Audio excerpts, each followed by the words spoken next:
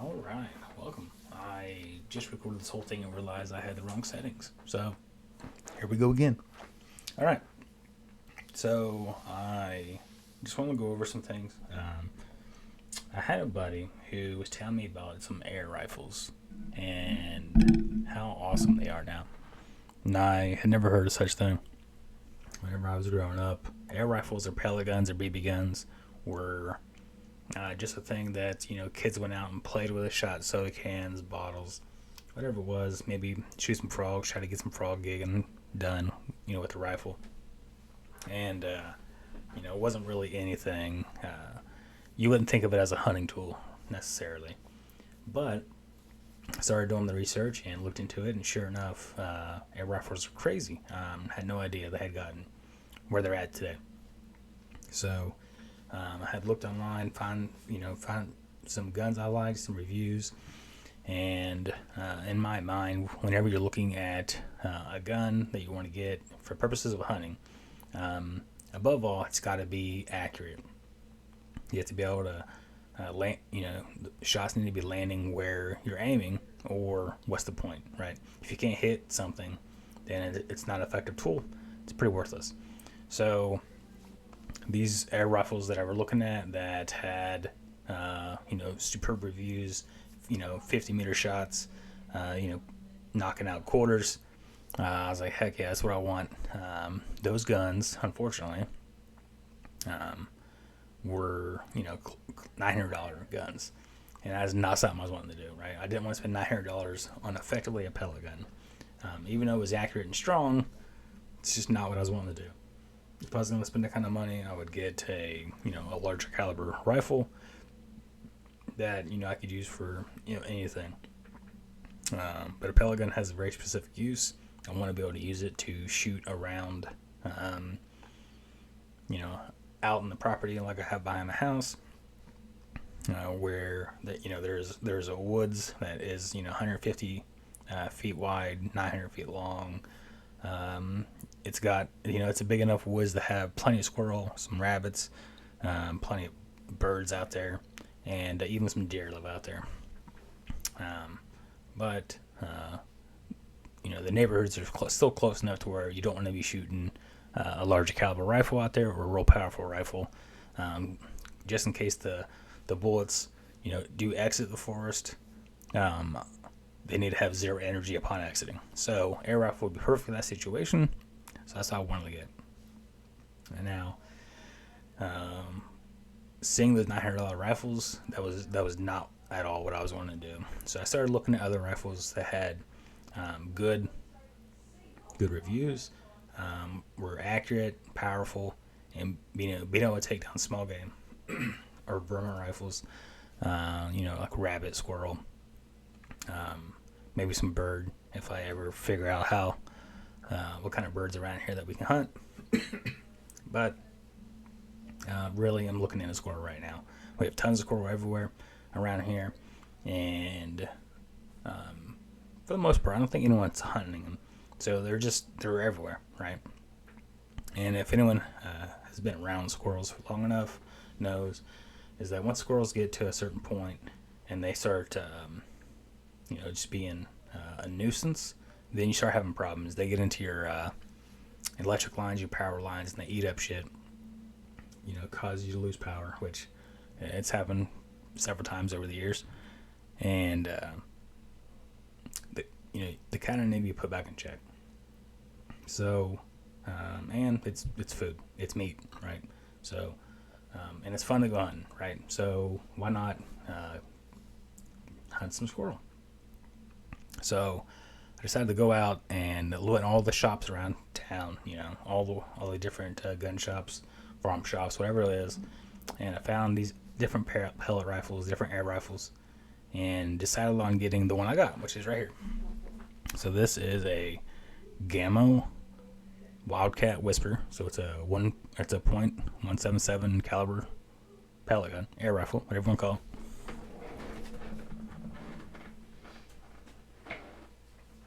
Here it is. So this is how it comes stock, right? So it comes with the scope on it, or not on it. It comes with the scope in the package. You have to put it together, whatever it is. And it's a break action 177. So you pull down the barrel, and then you put the pellet in, close it back up. You're good to go. It's got a safety right here.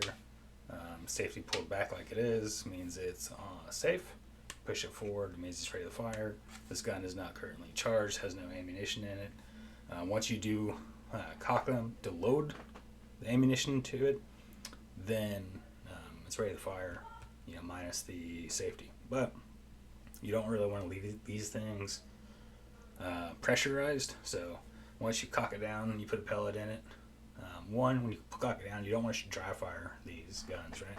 So you don't want to cock it down, put it back up with no pellet in it, and then fire it.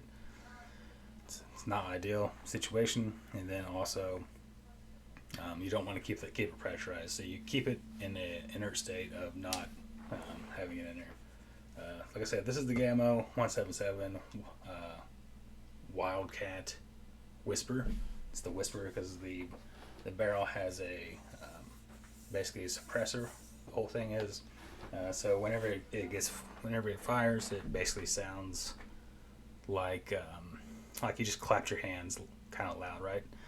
So it's quiet enough to where whenever you shoot, if you're out in the woods and you shoot at a squirrel, the rest of the squirrel just kind of like look around, like don't know what the hell that was, but they really don't give a shit. So it really doesn't scare them off too much.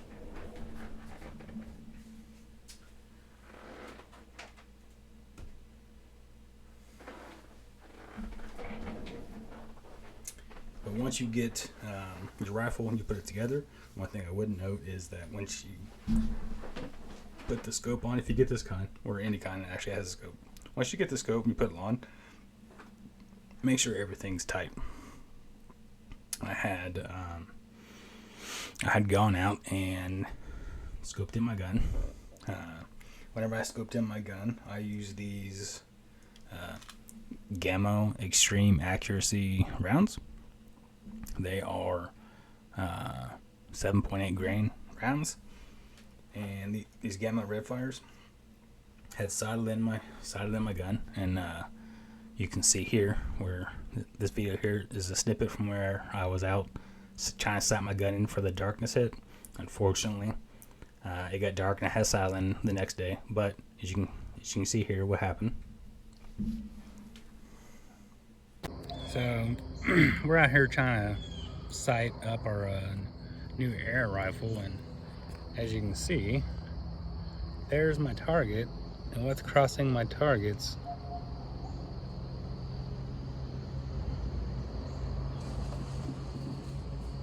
Yep.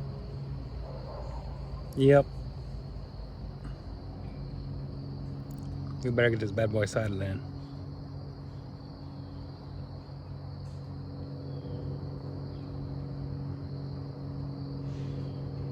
Interesting. All those turkey running directly in front of me as I was actively shooting the target, right? So it also goes to show that this thing's quiet enough to where most wildlife does not give a shit about it. So I got the gun sighted in, and then I went out to one of my local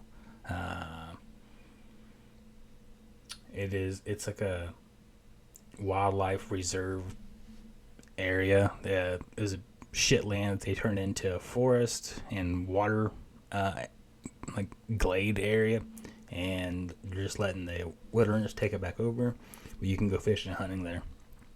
So I went out there to go hunting. Whenever I pulled my gun out of my truck, the scope rings, the mount for the scope was loose, so the scope was just flopping around. So I think that was some of my initial issues with the gun, was that it didn't seem as very accurate. However, loose scope,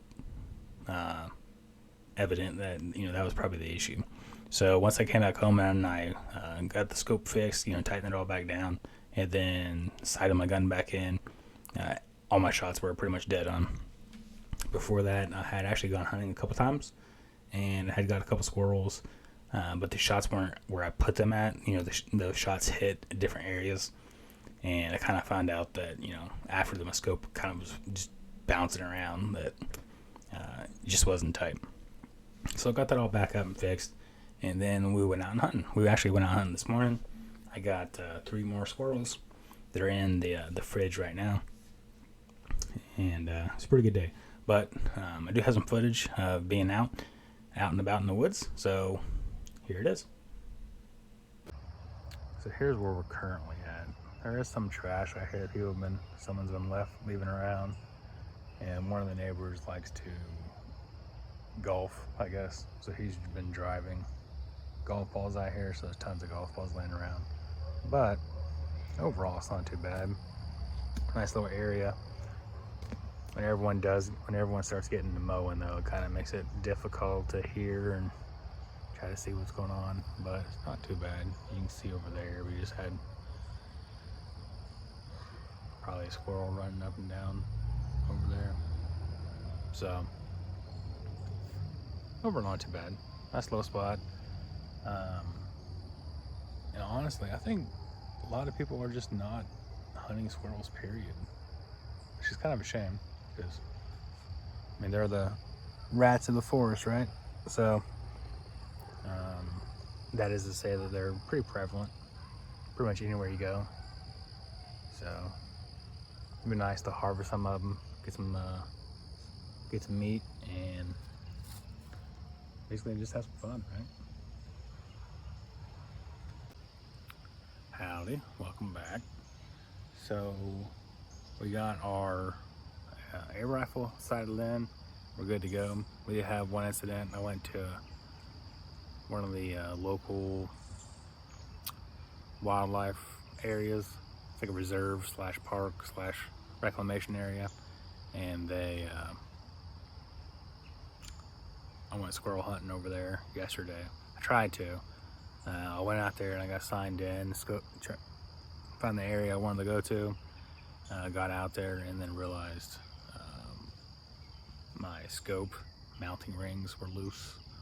So I just kind of walked around, checked out the area. I did see some squirrel nests, and I think some nice trees where they would be at, you know, some like hickories and walnuts and whatnot. But I didn't really see any squirrels. So you can hear there's one behind me. So there's a couple up there in that tree over there.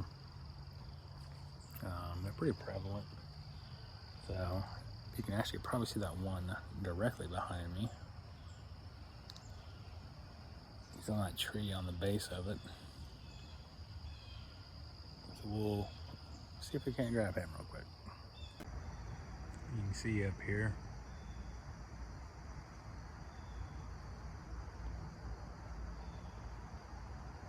There's a squirrel nest there.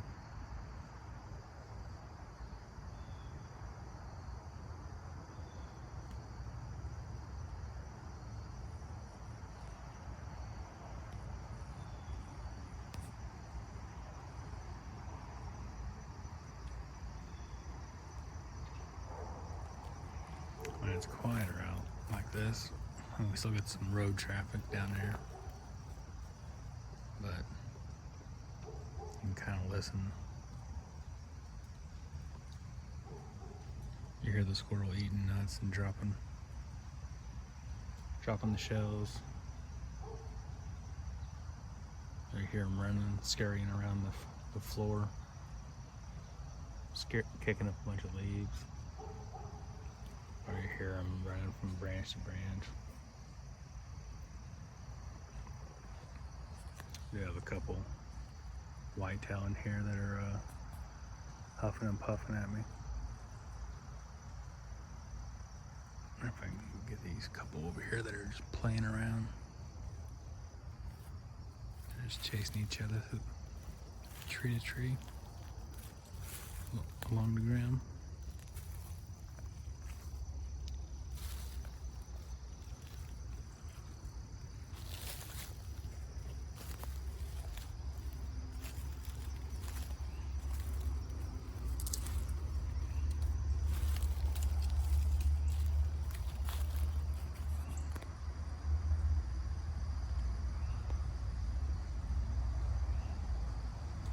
See one of them there on the branch.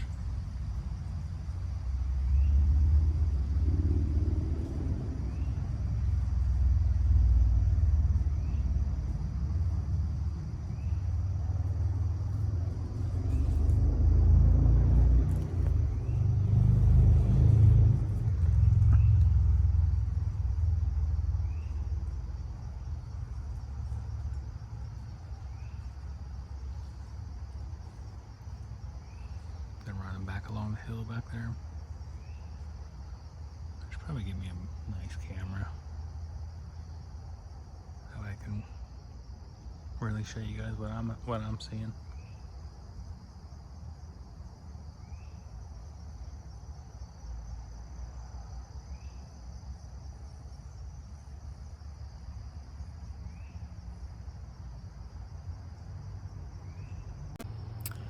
One of the things I thought was kind of interesting, I hadn't had my hunting license for a long time. I was doing a lot of moving around and whatnot, and so I came back, got my hunting license, and I didn't realize, you know, there was like 7 different kinds in Indiana. So whatever, we got a hunting license, but then it was interesting because they asked if I wanted a deer license, and I said sure, you know, I'll take a deer license. And it was a buck only license. I had thought when growing up that in order to shoot a buck, you had to have a tag for it. You could shoot like 2 does in a season, right? So I thought it was very interesting. So I was looking up what the criteria was for hunting, you know, bag limits, seasons, you know, everything pretty much to do with hunting. So I was kind of looking up on, you know, DNR's website, and found out for like small game, specifically squirrel, because I was trying to focus on squirrel because it's squirrel season, and I just got the air rifle, right? And there's squirrel everywhere right here. Everywhere is squirrel. But so for the deer, for instance, right, you could have, with the license I had, I can only shoot a buck, a single buck. And different counties, I guess, depending on the number of deer population in that area, they have like excess limits where you can get, you know, I guess buy another, not necessarily a tag, but you can buy a license to get a couple does if you want, or another buck depending on, I guess, the area. So I thought that was interesting. But with squirrel, it's completely different. I think a lot of the waterfowl is the same way, which I haven't ever hunted waterfowl, but that may be something we look into. But for squirrel, you have a bag limit of 5 a day. You're allowed to shoot 5 squirrels a day, which is interesting because squirrel season is like 3 months long, right? So if you're 3 months long of a squirrel season, or 4, I think it's like September or August to, or maybe it's September to December, something like that. So you have like 3 or 4 months of being allowed to hunt 5 squirrels a day, which I'm not complaining about that. That's pretty cool, you know. It means you get to go get 5 squirrels a day. You basically get to go get a meal, a family's meal every day, which is awesome.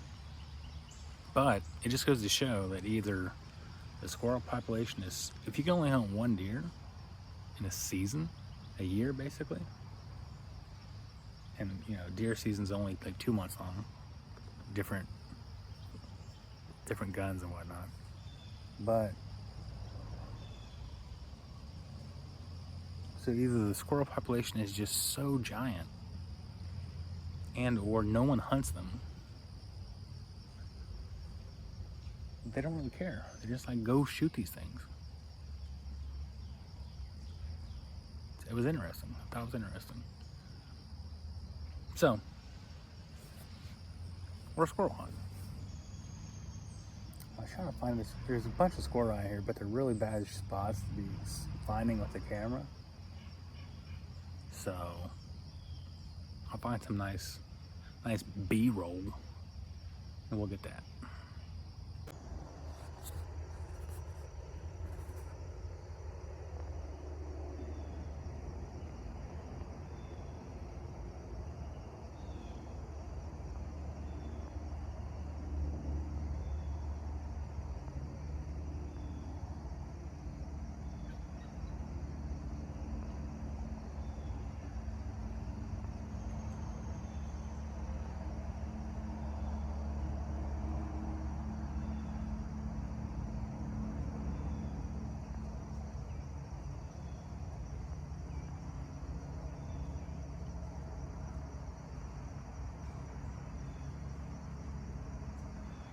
You can see there's a couple of them down there.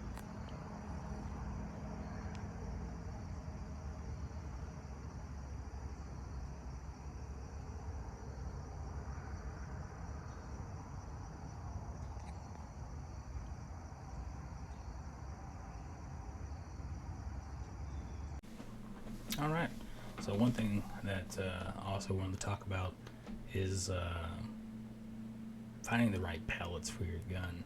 All the different air rifles, they all have slight different variances. Even the same make and model of air rifle, depending on when it was actually manufactured, what the status of those tools were, could affect the barrel or the chamber of your air rifle. So you want to try all the different kind of air rifles, or you want to try all the different pellets, all the different ammunitions.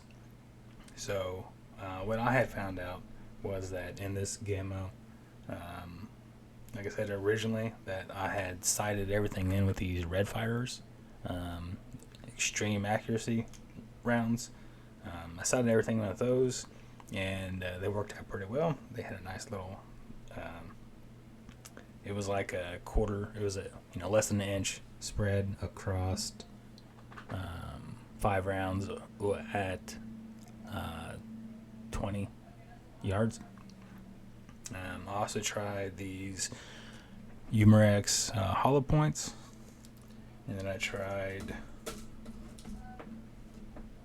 these Gamo tomahawks,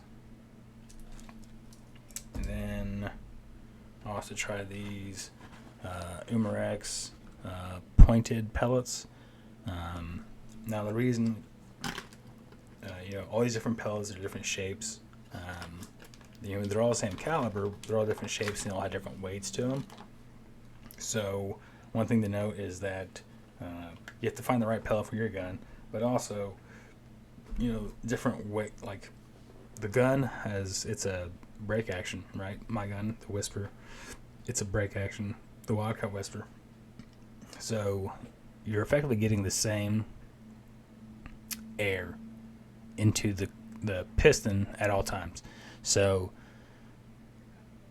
the only other, the however much air you have in being released, the projectile's dimensions and the weight of the projectile is the only things that really are going to affect, I guess you could say, wear and tear of the gun. However, that's a long-term thing, whereas in the immediate, what you can only change is going to be the pellet. So having a different shape of pellet and the different weight of the pellet is really the only thing you can change to affect your overall performance. So, the heavier weight, you may have less speed, whereas the lighter ones may have more speed. However, if your gun doesn't like them, and I say the gun doesn't like them because when you shoot these rounds, if you're shooting at a target, you'll be able to identify on target easier, but you'll see where they're landing, where they're not landing at. So I had the best grouping from, besides the ones these Gamo accuracy ones were pretty nice as far as grouping went, but as far as hunting, I was stuck with these Premier Crossman pointeds. They're 7.4 grain, as you can see right there, and they maintained their accuracy, and they're about the middle of the road as far as weight went. Like originally what I was saying, these Gamo red fires just at 7.8 grain, so they're a little bit heavier, but I haven't tried hunting with these yet.